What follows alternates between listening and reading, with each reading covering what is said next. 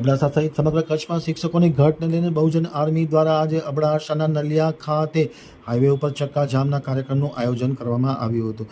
બહુજન આર્મીના કાર્યકર્તાઓ લખનધુવા સહિત વાલીઓ વિદ્યાર્થીઓ મોટી સંખ્યામાં એકત્રિત થયા હતા અને ચક્કાજામનો કાર્યક્રમ કર્યો હતો। પોલીસ ઘટના સ્થળે પહોંચી પરિસ્થિતિ થાળે પાડી હતી। કચ્છમાં પ્રાથમિક અને માધ્યમિક શિક્ષકોની ઘટને લઈને ભારે અફડાતફડી મચી જવા પામી છે। રોજબરોજ વિદ્યાર્થીઓ વાલીઓ અને અન્ય સંસ્થાઓ દ્વારા ખાસ કરીને આંદોલનાત્મક કાર્યક્રમોની જાહેરાત કરવામાં આવી છે અને શિક્ષકોની ઘટનો મુદ્દો સમગ્ર કચ્છમાં ખૂબ જ ગંભીર અને પેચીદો બન્યો છે। ક્યાંક ને ક્યાંક વાલીઓમાં ચિંતાની લાગણી જોવા મળી રહી છે કે વિદ્યાર્થીઓનું ભણતર અને અભ્યાસ બગડી રહ્યો છે। આવી પરિસ્થિતિ વચ્ચે બહુજન આર્મીના પ્રમુખ લખનધુવાએ અબડાસા તાલુકામાં શિક્ષકોની ઘટને લઈને ધરણાના કાર્યક્રમની સત્તાવાર જાહેરાત કરી હતી।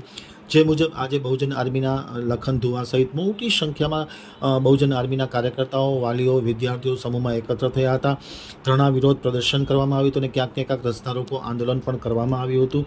આંદોલન બાદ પત્રકારો સાથેની વાતચીતમાં અને ખાસ કરીને આંતરટીવી સાથેની વાતચીતમાં માહિતી આપતા બહુજન આર્મીના પ્રમુખ લખનધુવાએ જણાવ્યું હતું કે લાંબા સમયથી અબડાસામાં શિક્ષકોની ઘટનો મુદ્દો ખૂબ જ ગંભીર બન્યો છે। અવારનવાર રજૂઆત કરવા છતાં કોઈપણ પ્રકારના પગલાં લેવામાં આવતા નથી। શિક્ષકોની ભરતીના બાબતે માત્ર આશ્વાસન આપવામાં આવે છે, ક્યાંક ને ક્યાંક જાહેરાત કરવામાં આવે છે, પરંતુ વાસ્તવમાં જે શિક્ષકોની ભરતી કરવી જોઈએ અને શિક્ષકોની ઘટ નિવારવી જોઈએ તે પ્રકારનું કોઈ કામગીરી કરવામાં ન આવતું હોય ત્યારે બહુજન આર્મીએ આ સમગ્ર પરિસ્થિતિ ગંભીર પરિસ્થિતિનું પ્રતિનિધિત્વ કર્યું છે અને આજે આપેલ અલ્ટિમેટમ મુજબ સવારે 11 કલાકે નલિયા હાઈવે ઉપર ચક્કાજામનો કાર્યક્રમ કરવામાં આવ્યો હતો। વિરોધ પ્રદર્શનનો કાર્યક્રમ કરવામાં આવ્યો હતો। મોટી સંખ્યામાં વિદ્યાર્થીઓ અને વાલીઓ પણ આ કાર્યક્રમમાં ઉપસ્થિત થયા હતા। ત્યારે સમજી શકાય છે કે કચ્છમાં શિક્ષણની સ્થિતિ કેટલી ગંભીર બની રહી છે। આજે શરમજનક બાબત કહેવાય ગુજરાત સરકાર માટે કે કચ્છમાં 4700 શિક્ષકોની ઘટ હોય અને કચ્છનું મુખ્ય મથક એટલે આમ કહી શકાય કે અબડાસા જે રેવન્યુ સૌથી વધારે આપે છે, ગુજરાતનો મોટામાં મોટો તાલુકો અબડાસા અને અહીંયા શિક્ષકોની ઘટ 600 શિક્ષકોની ઘટ અબડાસામાં છે। કચ્છમાં 4700 શિક્ષકોની ઘટ છે।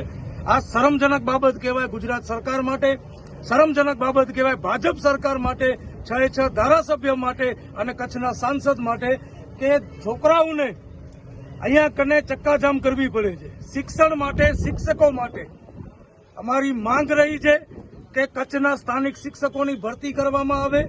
અમારી માંગ રહી છે કે શિક્ષકોની ભરતી કરવામાં આવે। અમારી માંગ રહી છે કે તૂટેલી ફૂટેલી જે શાળાઓ છે એને તોડીને નવી શાળાઓ બનાવવામાં આવે। જ્યારે ભારતના બંધારણમાં કચ્છને વિશેષ દરજ્જો આપવામાં આવ્યો છે એના માટે વિશેષ બજેટ હોવું જોઈએ, શિક્ષણ માટે અલગથી બજેટ હોવું જોઈએ, સારામાં સારી સ્કૂલો હોવી જોઈએ અને 9000 શિક્ષકોનું મહેકમ છે તો 10,000 શિક્ષકોની ભરતી કરવી જોઈએ। એની જગ્યાએ આ કિન્નાખોર સરકારે એક જ કામ કર્યું છે, શિક્ષકોની ભરતી ઘટાડો, આ છોકરાઓ ભણે નહીં, આ માત્ર ને માત્ર કોંગ્રેસ અને ભાજપના ઝંડા ઉપાડવા માટે, વોટ વેચાતા લેવા હોય, અભણ બનાવવા માટે, કચ્છના બાળકોને કચ્છના ભવિષ્યને રોંધવા માટે જ આજે સરકારે કાવતરું કર્યું છે। એના વિરોધમાં આજે નલિયા હાઈવે ચક્કાજામ કરવામાં આવ્યું છે।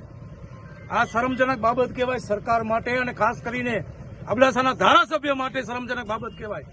તમે મોટી મોટી વાતો કરો છો, જ્યારે ગાંધીનગર ગયા 2500 શિક્ષકોની ભરતીની જાહેરાત થઈ અને ત્યારે કચ્છના 6 ધારાસભ્યોના સાંસદ ઉપરી પડ્યા કે અમારી સરકારે કચ્છ માટે સ્પેશિયલ પેકેજ બનાવ્યું છે 2500 શિક્ષકોની ભરતી કરવાનું। શિક્ષકો ક્યાં? આ કચ્છ પૂછે છે તમને 6 ધારાસભ્યોને, શિક્ષકો ક્યાં? સાંસદ શ્રી શિક્ષકો ક્યાં?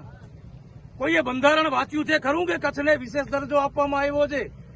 અમે શિક્ષક માંગીએ છીએ, અમારા બાળકો